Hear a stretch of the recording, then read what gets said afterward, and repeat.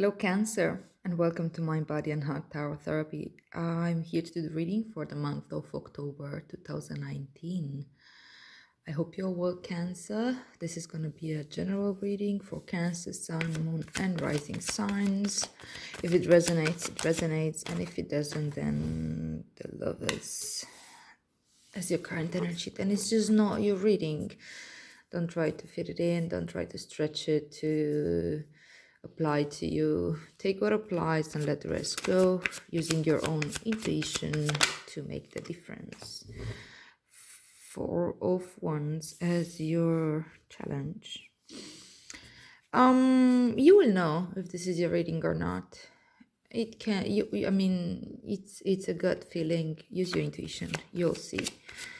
All right, so let's see what is the focus for Cancer, Sun, Moon, and Rising signs. Ace of Wands. Yes. Oh, that's beautiful.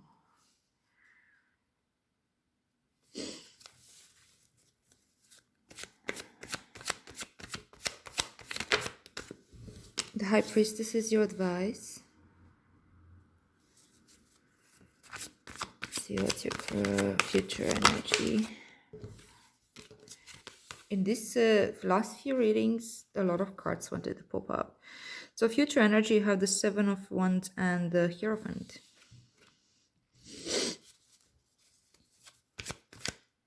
And actually, yeah, now this is it. Let's see what's bottom of the deck, the Fool.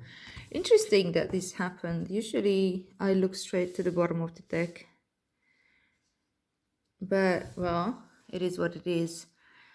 Bottom of the deck means this is your underlying energy, the Fool. So, I think it's the third time I see the Fool in a row. Might be. Seems to be a common theme for all signs, or for some of the signs. A new cycle, which makes a lot of sense. I mean, like, if you look at the astrological reports, there's a lot going on. We are in Libra season, so we makes sense that the Lover shows up, because in the Libra season we are looking a lot at our relationships and the way we show up in them. And yeah, the Fool. I'm clarifying the cards now. So we have the Queen of Pentacles with the Lovers as your current energy. Let's go fast. Have the Eight of Pentacles with the Four of Wands as your challenge. Wow. The Queen of Cups with the Ace of Wands as your focus. We have the Knight of Swords with the High Priestess as your advice.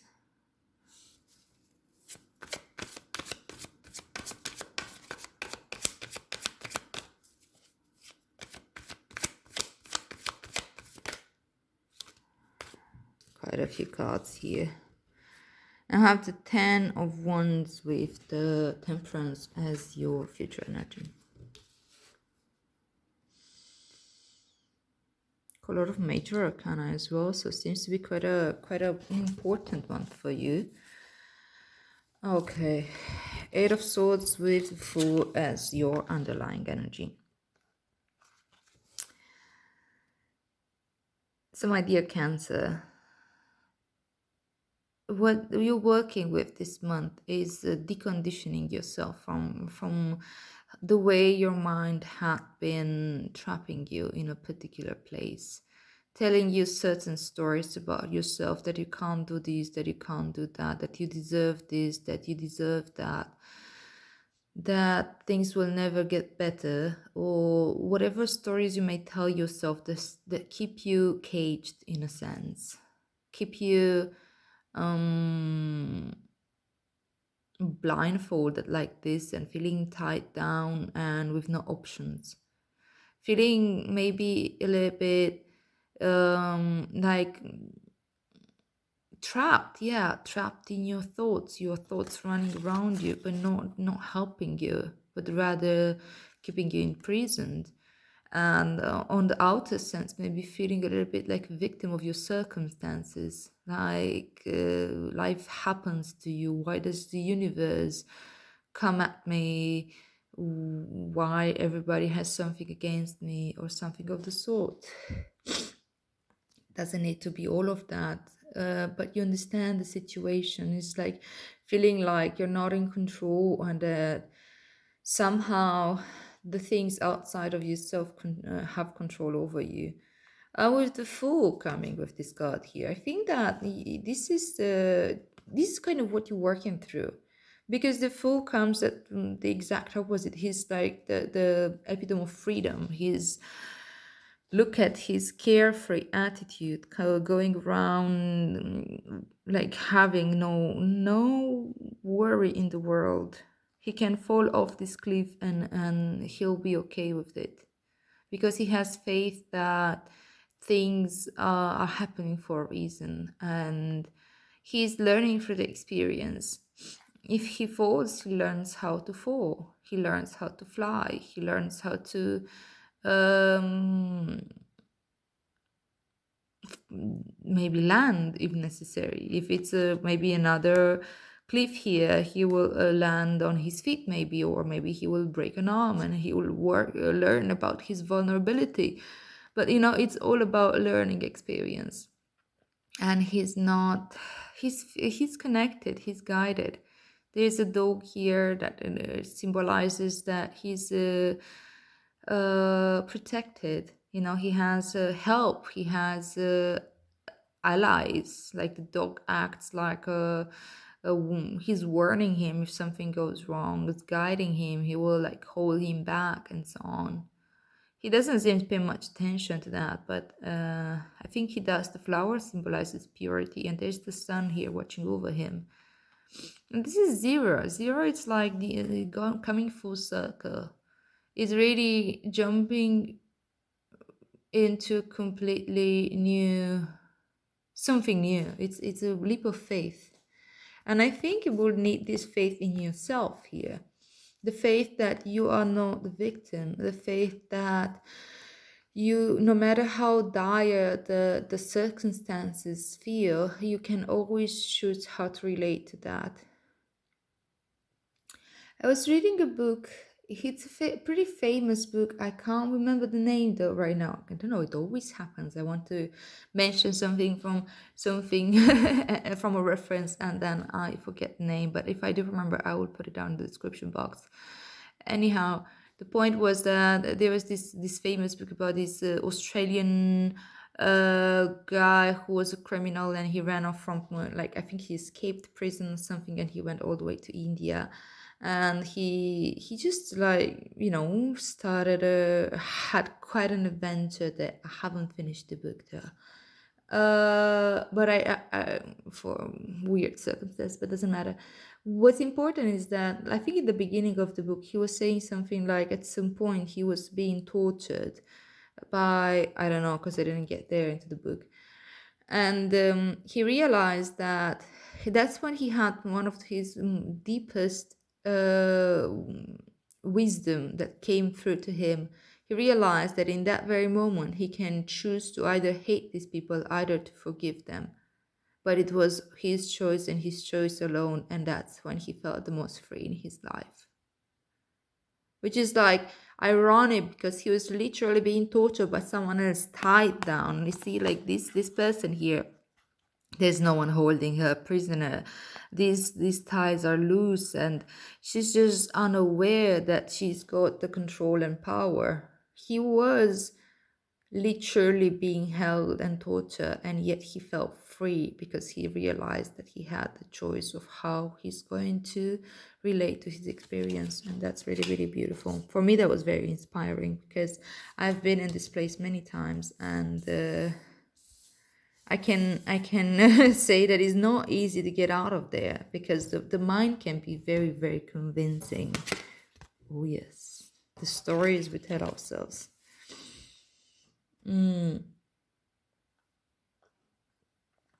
So we have the lovers, which is a 6, with the Queen of Pentacles. And in this context, it's very possible that, this can apply in the way also you are in a relationship. In your relationships, it can be with your partner, it can be with your loved ones, family, friends, whoever you feel connected to in any sense. Some of us have different degrees of connection and we can be still more solitary and whatever, but we can still feel connections. Maybe we don't need to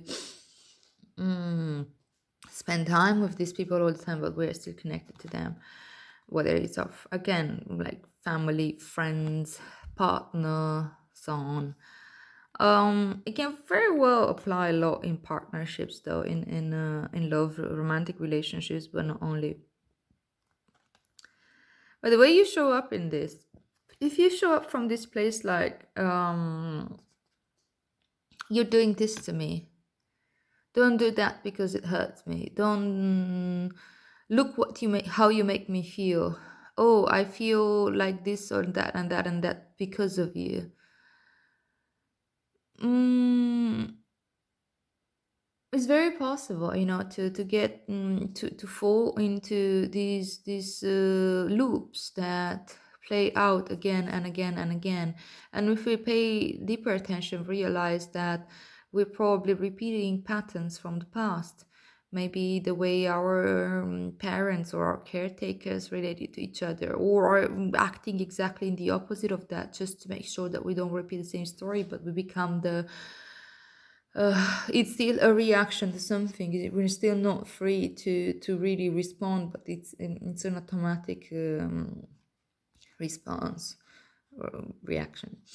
Anyhow, just like I think that it is important right now to come into your Queen of Pentacles archetype energy, and it comes quite natural to you, Cancer. Though this is an Earth energy, you do have that very nurturing capacity.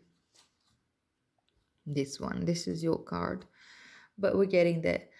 um Maybe yeah, you're getting in this space where you're protective and caring and loving and nurturing and cleaning and taking care of the house or taking care of the financial situation, putting all this very dependable work. But it is also very important to see where you're coming from when you're doing that. Are you genuinely just being nurturing and caring, or are you uh, trying to make yourself indispensable, or to bring a contribution that you can say, "Oh, see, I'm doing this." I don't know if that makes any sense to you. I'm sorry. Like sometimes it's really hard to relate, to put these things into words, but.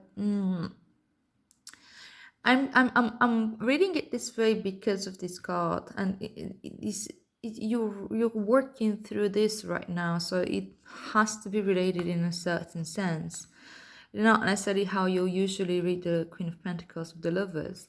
So yeah, it seems that you're deconditioning from this place of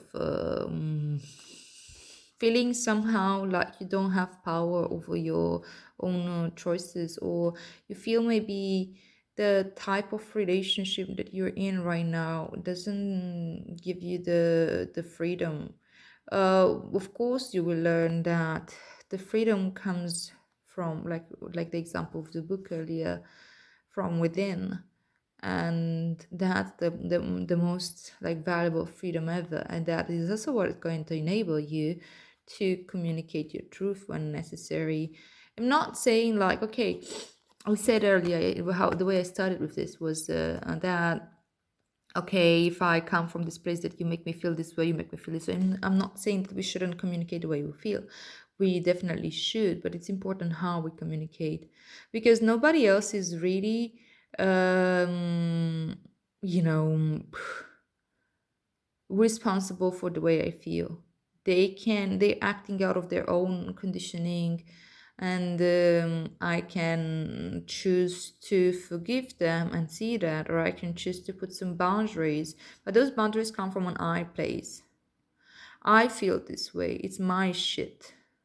And yes, I feel triggered by you in this very moment. It would be very kind of you if you wouldn't do that. But if it's still like whether you do it or not, it's still my thing. It's not like you make me feel.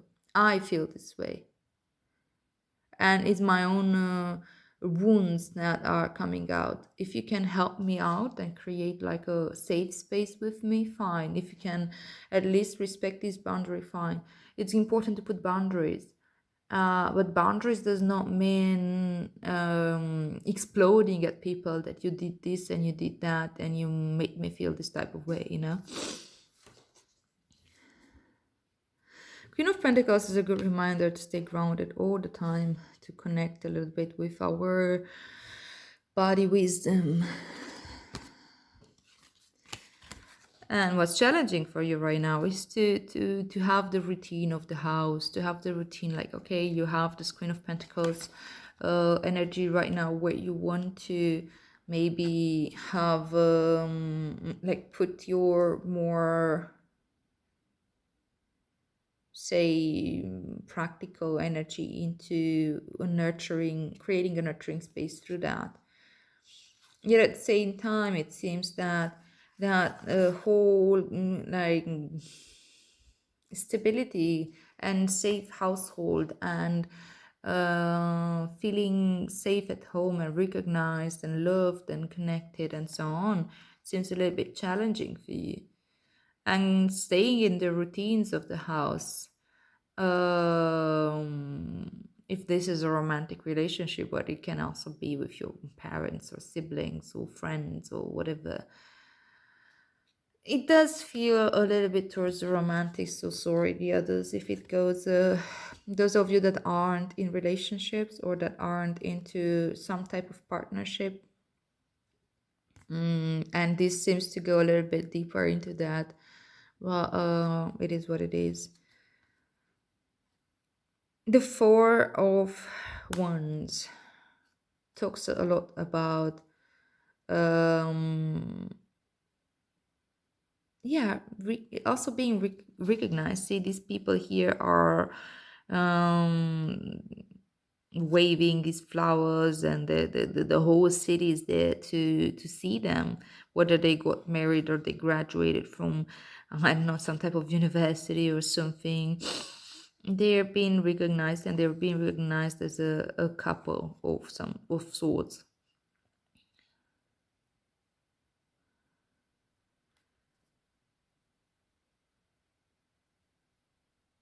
Maybe you're worried also how you're being perceived from the outside, in a sense. And it's hard to put in the work. It's hard for you right now to put in the work to keep this partnership or this type of relationship in that space where you feel safe. It is damn difficult to put boundaries. It is damn difficult to have the conversation. It is damn difficult to express our emotions and be true to ourselves, as well as being mindful of other people, the way we interact and influence other people. It is damn difficult to keep responsibility for our emotions and not feel like victims when all the things outside of self seem to point that way, and so on. So I completely understand. There's nothing to judge here. Let's see what the focus is. The focus is Ace of Wands with the Queen of Cups. So, Ace of Wands is that spark of passion coming back to you. Is that like an idea lights up? It's not really an idea because it's not mind energy. It's more of a spiritual insight. It's something deeper than in your. It's more in your heart. It's more in your um awareness. It's like coming into awareness about your own power as a Cancer. Coming into awareness of that energy, like what is it that I'm really bringing on the table? Maybe I'm trying to be someone that I'm not. Maybe I'm trying to play a role that is I think is expected of me, but I don't really feel um comfortable in that role, if that makes sense. And what's the Queen of Cups doing? What's her magic? The Queen of Cups magic is that she's an amazing empath. She is the most like emotionally nurturing character in the whole deck. She knows, she feels through other people's emotions. She takes it in and she naturally understands where everybody comes from in the emotional realm, at least, you know. You may have had a very different life experience than me, but if I'm this Queen of Cups now, I really, really feel and connect with your emotional level. And that makes you feel deeply understood and cared for and loved. She's like so loving. But the point is that she can do this as long as she has strong boundaries, as long as she is able to spend alone time to clear all that out. If you as a Cancer was again very nurturing and very, very empathetic, or can I even call it an empath, are taking in so much, you also need to have space to clear it out. You also need to have space to just be yourself and detach a little bit from other people's problems. You can allow things to come through you, and but then you can have to let it go. You know, it's that fluidity of emotions. Can't get stuck in them, because if you do, then it comes it becomes really, really heavy, and you may be caught in a feeling resentful and so on.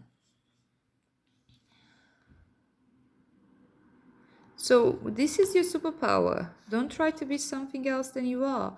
Of course, we still need to embody other type of energies, but we don't need to identify with them. We still need to play roles. This is how the world works. You know, can't just be pure energy and flow and connect. I mean, like, it would be beautiful, and we are in a sense, but at the same time, we still need to come into this physical world, into this physical reality, by telling stories and playing characters, because this is the only way we know how to interact. Um, but you can do that knowing that this is a character and this is not you, knowing who you are deeply at a very intimate level, and honoring that. Don't Not doing something that's against your nature, and not engaging in something that's against your nature, and not coming in. Like, this is the awareness that Ace of Wands brings, and it's a great focus to have right now. The High Priestess, the Knight of Swords. Yeah, going within. It's like coming, especially immediately after the Queen of Cups here and Ace of Wands. You get a lot of like awakening as you go within. The moment of deep awareness about what are your powers, what are not necessarily powers, but you know, yeah, like what's within your power to change. It's like that serenity prayer. Grant me the serenity to accept the things I cannot change, the courage to change the things I can, and the wisdom to know the difference. You can do that when you go within. You can do that when you are really deeply connecting to yourself in aloneness and in silence, not distracting yourself, not watching just movies or whatever, you know, simply spending time with yourself, and cultivating mindfulness and cultivating awareness. And that will help you understand really deeply what's yours and what's somebody else's. And will help you create the routine that you need, that it works for you. You know, we can't take other people's recipes. Okay, so if you do this and this and this and this in a relationship, or in a household, or in a partnership of some sort, can be work, whatever, then that's the success recipe, and that's it. Well, that may be for you. We've given your talents, given your unique abilities, who you are. But for me to understand what works, I need to really connect to myself and know myself. If I'm a night bird, I can't do yoga at 6 a.m. Maybe I can do it, but it might be much, much harder than for one that is naturally waking up at 5, 6 a.m. anyway, you know? I mean, like, we need to meet ourselves where we are, and we can give ourselves a hand, you know, to help ourselves come out of a situation where we can get stuck. But if we don't meet ourselves where we are, and we're just like talking about expectations and the recipes, then it's not really going to work. But as you go within, again, this is your advice, as you go within, as you're like connecting to that deep intuition, to your feminine side, creating, like you see this the moon here that's holding space for your emotion. This is a two talks about emotions a lot. Understanding the duality, but understanding the inner duality as well. So when we are in relationships, yes, there's a duality. There's you and me. There's me and the other. But and the high priestess talks about the birth of duality. But she also understands and connects to them, and she's at peace because she made peace with both of them. With there is no more. I mean, like, there is black and white, but in order to see the duality and to see that, to transcend this duality, you first need to see the duality. That's what I'm trying to say. Sorry. And Knight of Swords, it's like you're gonna get that courage to change the things that you can change, that do stay within your power. You may not have your power to teleport yourself in this town immediately, but you may have the power to use one of these swords, which is like one of them. No, that one sword of insight and truth, and cut yourself free and walk all the way to the back to your castle. You know, you get the courage to do this. First of all, you would need to have the awareness and understanding that, okay, yes, I'm trapped here. Yes, there's the ground like this. Yes, I'm tied up. And then I have the courage to try out things. Okay, if I stay frozen, hopefully nothing will happen to me. But if I move around and feel through, okay, there's these swords, okay, that I can cut myself a little bit into one or whatever, you know, but you know, I can set myself free, and then I can speak my truth. If somebody else contributed, to whoever contributed for me to get in here, I can put the boundaries, I can communicate it, that deep truth that comes from real insight and real um, awareness of who I really am. I can communicate to you, okay, I've been playing this role, maybe this is not really honoring me, and this is who I am, and this is what I need, and I know that you have your own needs, and please do communicate it to me, and let's find that middle ground. But for now, these are my terms. Let's put it this way. This is what I can bring on the table. I cannot bring something else. It doesn't feel right to bring something else. And if you need this, then maybe it's not what we are here together for. I cannot be someone else. That's just an example. Again. And this is taking you to these great places of standing your ground and growing from your challenge of uh, communicating what your beliefs are and what your truth is, taking you into this hierophant energy where you start maybe checking again what were your teachers, what can you connect to, who are the people in your life that had been influential, and do you still hold them at self-esteem, at the same esteem right now? Do you feel like you can still connect to what is it that they've been what you learn from them, and also maybe in the position to teach yourself, to teach others about your experience, to teach others of what you've learned, and to teach others of how to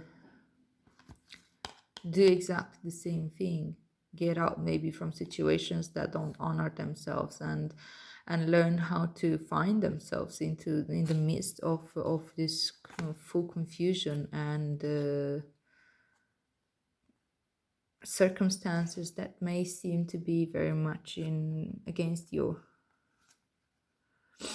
And when we are asked to teach, in a sense, how do we teach?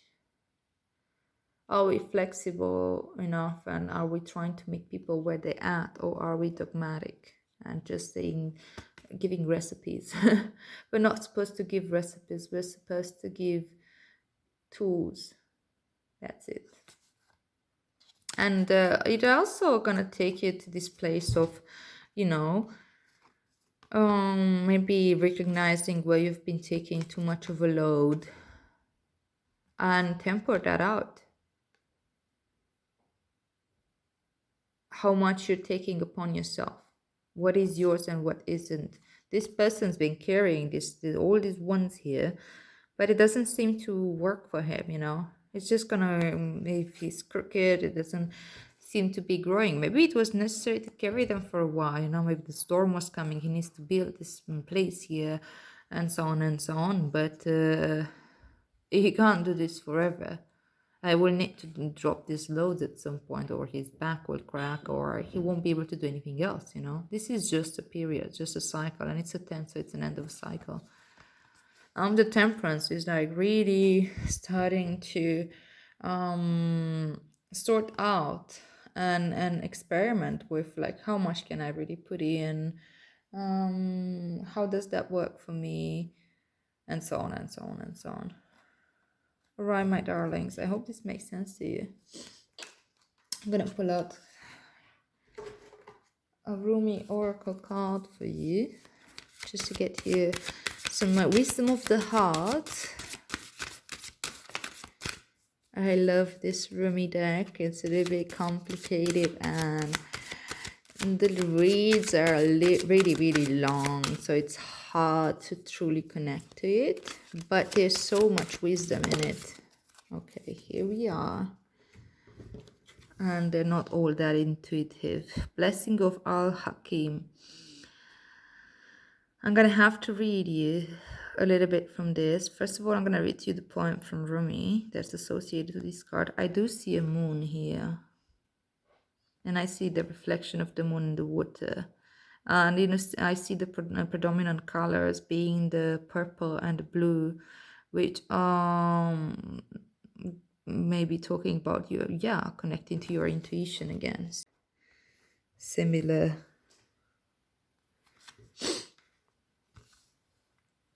All right, let's see, what do we have? This is number 40.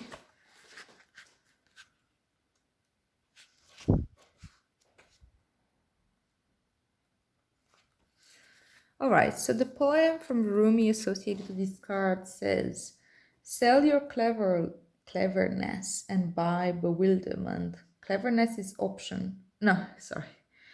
Okay, I'll start again. Sell your cleverness and buy bewilderment. Cleverness is opinion. Bewilderment is vision. Yes, the purple and the blue to talk about vision. They're very visionary energies. It is connected to your third eye, your ajna chakra, and your crown, which is connecting to your the third eye is self-explanatory. It's about also this lighter blue. It actually connects to your throat, so it's communicating your truth, having the vision of the bigger picture with the third eye. And with the purple can connect to the crown chakra, which is connection to spirituality, connection to divinity, connection to your higher self, really. A blessing of divine wisdom of Al-Hakim is being ministered to your soul, watched over by Rumi himself. This is soul medicine. It is a spiritual gift of healing, prophecy, insight, and the capacity to surrender any impatient claim or for what you cannot yet have. As you receive this gift, this blessing, which happens at a soul level, your attitude to life becomes more curious, open, still, and receptive. Beautiful. You no longer have to drive the unfoldment of your desires into form. You rest in assurance that your daily application and effort is enough.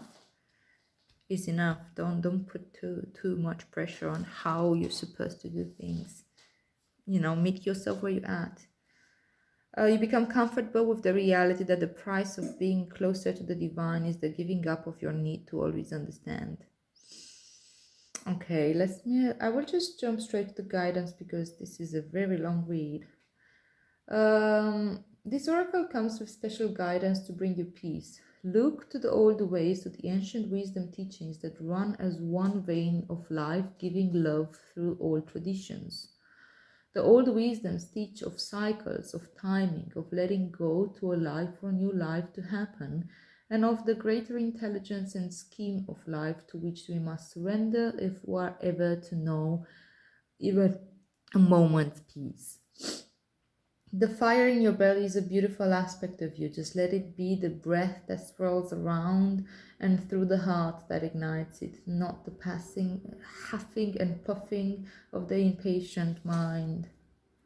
This is mind energy, and this is what's staying against you right now. That's why it actually starts with, like it says, sell your cleverness and buy bewilderment.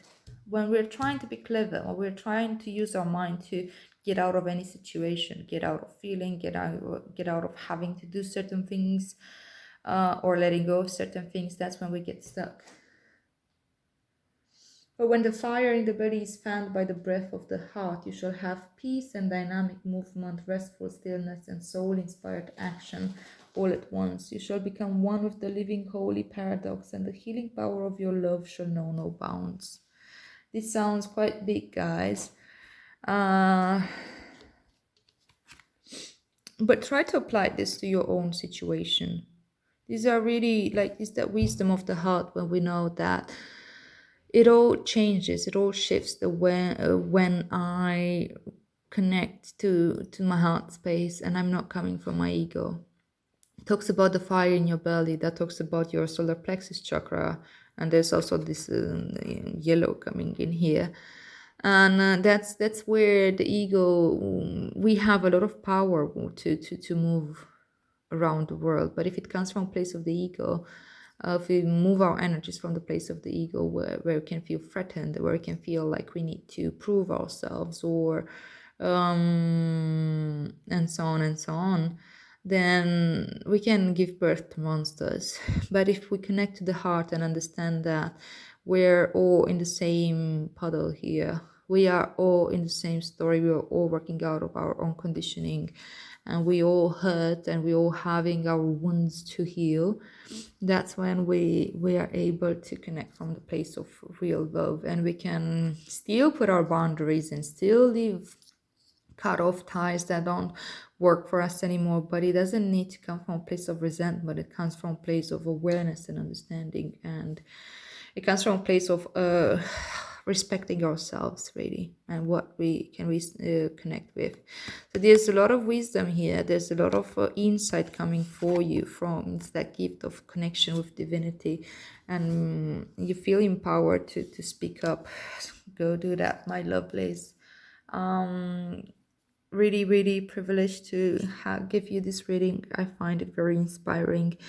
Thank you so much for being here, and if it resonates with you, please like, share and subscribe, and I'll see you here soon. Have a beautiful October, Cancer.